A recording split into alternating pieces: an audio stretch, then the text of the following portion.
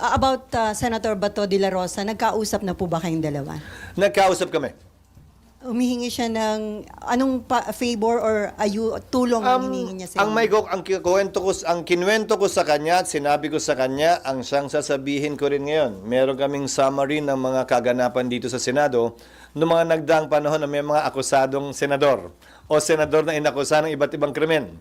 Kung maalala nyo, kaugnay ng rebellion complex with murder ng laban kay dating Senador JPE, Senator Enrile. Yung kaso laban kila Senators Enrile, Revilla at Estrada. Yung kaso laban kay Senator Lacson. Yung kaso laban kay Senator De Lima. Yung kaso laban kay Senator Trillanes. Ito yung iba't ibang sitwasyon kinaharap ng Senado kung saan may kaso laban sa kanila. At ang naging pasya ng Senado ay ito. Hindi nakabase sa batas, pero nakabase sa tinatawag na institutional courtesy. Hindi papayagan ng Senadong arestuhin ang sinumang miyembro niya sa loob ng Senado. Lalo na kung merong sesyon. Ang pinakamatagal na namalagi dito sa Senado ay si Senator Trillanes na namalagi dito ng humigit kumulang 25 araw. Bibigay ko sa inyo yung history sa mga nagdaang panahon para may reference kayo. Dagdag pa dito. Sa lahat ng kasong yon, maliban na lamang kung winidraw o inatras yung warrant, ay sumuko din sa mga otoridad, yung mga miyembro ng Senado, matapos nilang makuha o hindi makuha at klarong hindi na makukuha yung kanilang legal remedies na sinusubukan kunin.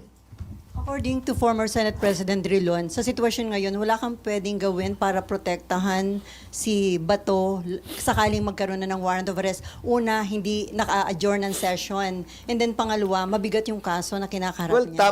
Tama si Senator Drilon in one sense. Historically, may session o wala, again, institutional courtesy dictates na huwag ito pasukin ng kapulisan para may posasang senador. Dalawang bagay ang nangyayari. I-exhaust yung legal remedy o kusang lumalabas yung senador sa Senado. Ang pinakamaliwanag na ehemplo ay sa kaso ni Senator Laila de Lima. Isang araw lamang siya natulog dito at kinabukasan, sinuko niya yung kanyang sarili sa mga otoridad. Sa kaso nila Senator Estrada at Revilla, sinuko din nila yung kanilang sarili sa otoridad makalipas ang isang araw. Si Senator Enrile makalipas ang isang taon. Si Senator Lacson ilang buwan hanggang hindi lumabas yung desisyon ng Korte Suprema, nagtagusa, hindi sa Senado, sa labas. Pero ayon kay Senator Enrile, hindi daw niya trabaho na hanapin si Senator Lacson o sabihin ko nasan siya kung nalalaman man niya. Trabaho daw ng mga otoridad yon noong mga panahon na yon. The Constitution is clear in Article 6, Section 11. It is only when Congress is in session and the penalty to be imposed for the offense is less than 6 years. Is a member of the Senate or Congress immune from arrest. Magpapatuloy yung kaso pero hindi pwedeng arestuhin. Sa kasong ito ng ICC, ang mga batas kasi natin klaro yung penalty, di ba? The penalty of 1 year to 6 years, the penalty of life imprisonment, the penalty of prison correctional, which is 6 years to 12 years. Klaro naman yun eh. Ang problema sa ICC, ang nakalagay doon, ang imposable penalty ay not more than 30 years or life. So, pasok sa not more than 30 years ang 5 years, ang 4 years. So, isang posibilidad na pwedeng matanong o ma-clarify yung bagay na yon, pero hindi pa rin applicable nga dahil wala kaming session hanggang sa June 2. So for the meantime, ano yung commitment niyo kay Senator? Ang sinabi ko sa kanya, we will try to afford him every opportunity to avail of legal remedies that he is entitled to. Sa katunayan, ginawa na niya. Dahil co-petitioner siya ni Pangulong Duterte, hindi ba? Sa Supreme Court case, kung saan bagaman walang ginrant na TRO, ay pinasagot yung mga respondent sa kaso at posibleng maaksyonan niya ng Korte Suprema sa hindi malayong hinaharap. Lalo na kung sakasakaling maglabas uli ng warrant ang ICC. SP, sir. So, ibig sabihin, so in short, hindi lang siya pwedeng arestuhin inside the premises of the Senate. Inside the premises of the Senate. And that practice is also part of our rules. But again, hindi naman ito rason para, kasi yung nangyari kay Senator Trillanes, 25 days. Ano yung sitwasyon nun? Ni-revoke binawi yung amnesty. At pending sa korte, yung pagbawi ng amnesty kung legal nga ba yun o hindi. Wala pa. Nagde-decide yung korte kung mag-iiso o hindi, pero anytime pwedeng ilabas. So namalagi sa dito hanggang isinangtabi ng korte yung pag-iiso ng warrant of arrest dahil naglabas na ng desisyon ng Korte Suprema na hindi pwedeng i-revoke ang amnesty na ibigay na. So, sir, ang tanong, sir, is papayagan nyo ba siya na mag-sanctuary dito kung meron ng warrant of arrest? I mean, kung hindi pwedeng isilbi dito, pwedeng mag-stay? Hindi para sa akin na pigilan si Senator Bato na magtungo dito, desisyon niya yon. Pero ang hangganan siguro noon ay hanggang makakuha at klaro na kung anong magiging pasya ng korte kaugnay sa kanyang pag-avail ng kanyang judicial remedies na karapatan niya.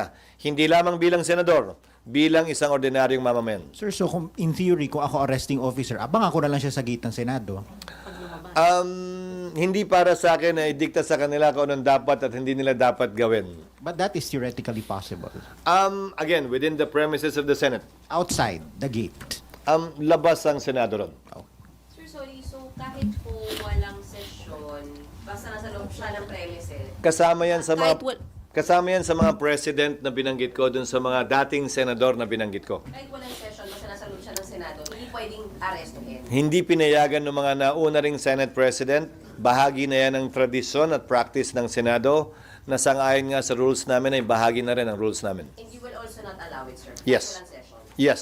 Paano po Interpol na magsiserve ng warrant of arrest? Hindi rin sila allowed pumasok. Lalong hindi. Kasi kung yung law enforcer nga na Pilipino, hindi. Lalo pa kung dayuhan siguro. Pero sa kasong nagdaan kay Pangulong Duterte, hindi naman dayuhang Interpol ang humuli sa kanya. Pero sir, clarification lang.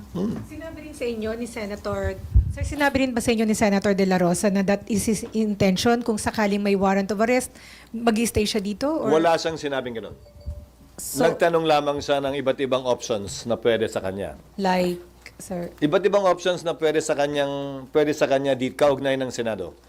Hindi ako isa sa mga abogado niya para magbigay ng suggestion maliban sa pwedeng magawa o gawin ng Senado at hindi rin para sa akin na sabihin kung ano yung mga options na nabanggit niya. Nasa sa kanya yun. sir, parang parang theoretical pa rin naman. So, kung may warrant of arrest, piliin niya magstay dito, papayagan niyo ba yun? Wouldn't it be bad for the Senate as in an institution na merong magtatagal magstay dito dahil ayaw masilbihan ng warrant of Again, arrest? tradisyon yan at rule yan na bahagi na ng Senado dahil naging practice ng Senado bilang pagtatanggol nga sa institusyon at institutional courtesy. Ulitin ko, wala sa batas yan pero nasa rules ng Senado at institutional courtesy lamang yan. Hindi naman sa habang panahon hanggat mabigyan siya ng sapat na panahon na magkaroon ng linaw o pagpapasya yung kanyang judicial remedies. Sir, sorry, yung sinabi niyo po na bibigyan niyo siya ng tulong para sa legal remedies. What do you mean by that, sir? Tutulungan siya ng mga abogado ng Senate? Hindi. Hindi ko sinabing tutulungan siya hanggang maresolbahan yung kanyang judicial remedies na available sa kanya. Yun nga sir, nabanggit niya, hanggat may hinihintay siya sa SC. Gusto niya na dito siya sa Senate. Pwede naman yon, pero hindi na nag-issue ng TRO ang Korte Suprema eh. Yun sana yung pwedeng sandala nun. Pero baka premature din kasi wala naman siyang warrant of arrest. So pwede siyang mag-reconsider at humiling ng pag-issue pa ng TRO kapag ka nag-apply na sa kanya.